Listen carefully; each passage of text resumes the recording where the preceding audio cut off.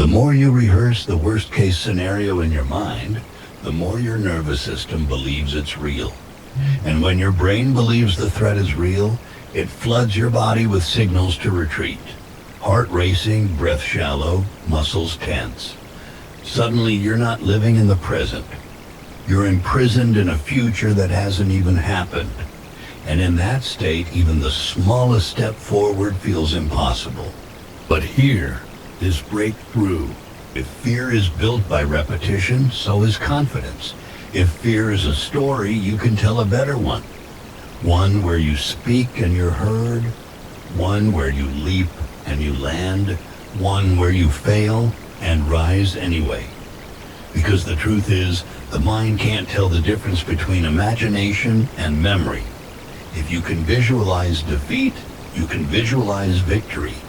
If you can rehearse disaster, you can also rehearse domination. This is the battlefield, not out there, but in here.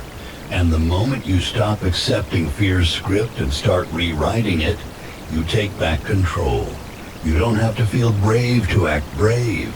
You don't have to feel certain to move forward. You just have to stop giving fear the mic, because the voice in your head is powerful, but it doesn't always tell the truth.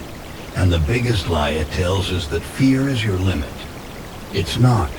It's your signal. It's the flag that says you're standing at the edge of your growth. And what happens next? That's up to you.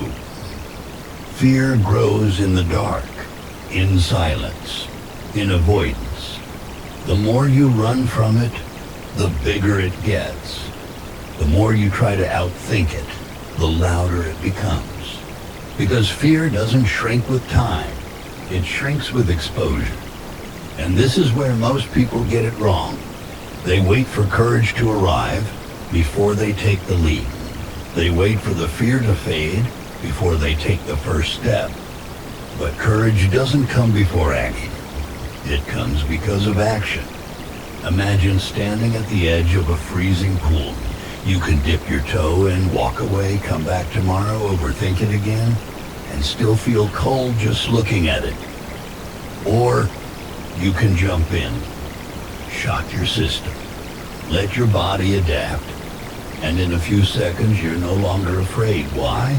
Because you've experienced what your mind exaggerated. That's exposure. It's not about being fearless. It's about being willing. Willing to feel the fear and still step forward. Willing to look uncertainty in the eye and say, you're not the end. You're the beginning. This is how you kill fear. Not with avoidance, but with exposure. You lean into what terrifies you. You practice the uncomfortable. You make it familiar. And the more familiar it becomes, the less power it holds over you.